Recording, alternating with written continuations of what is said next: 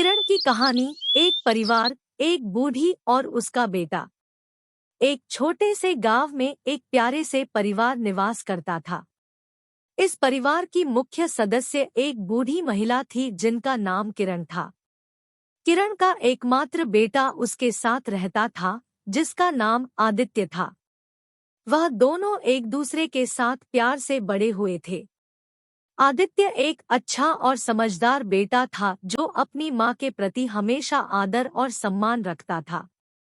किरण का सपना था कि वह अपने बेटे की शादी करवाएंगी और एक अच्छी बहू को अपने घर लाएंगी।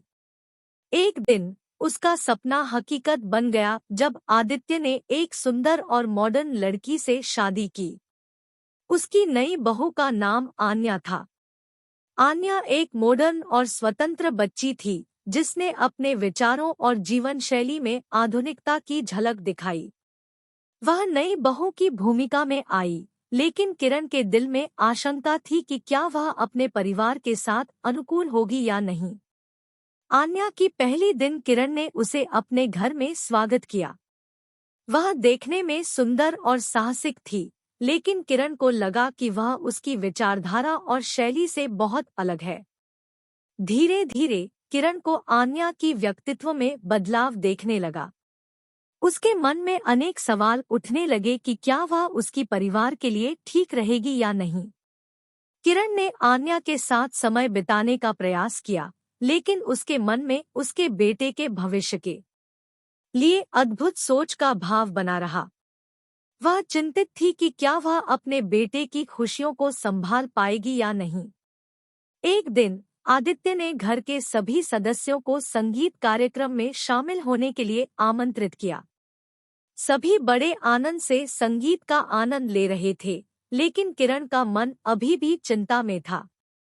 वह एक कोने में बैठी हुई थी जब उसकी ध्यान आन्या की ओर गया। धीरे धीरे किरण ने अपनी सोच में बदलाव देखा। उसने समझा कि आन्या एक बहुत ही समझदार और उदार लड़की है जो अपने परिवार के साथ प्यार से रहना चाहती है। उसने आन्या की साथ में बातचीत की और उससे उसके जीवन के बारे में जाना। वह आन्या के आदर्शों और मूल्यों को समझने लगी और उसे समर्थ बनाने के लिए अपने आप को दिया। आदित्य की मेहमानवाजी में जोड़ी गई आन्या ने उसे एक नई जीवन शैली का अनुभव दिया। उसने किरण को एक नई दिशा में देखने का मार्ग प्रशस्त किया और उसे बेटे की खुशियों में खुश रहने की शिक्षा दी। धीरे धीरे किरण के दिल में एक नया प्रेम और सम्मान का भाव जागृत हो गया।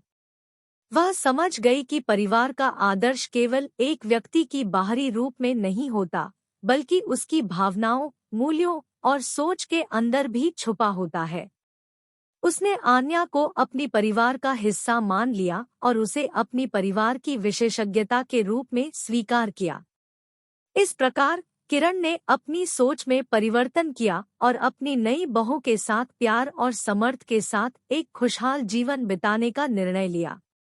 उसने देखा कि जीवन के हर रास्ते पर सीखने और परिवर्तन का अवसर होता है और वह इसे स्वीकार करते हुए आगे बढ़ सकते हैं। और उसका परिवार उसके साथ है, उसे कभी भी अकेला नहीं छोड़ेगा। Which story did you like? Tell us in the comment box and like and share. Don't forget to subscribe to our story.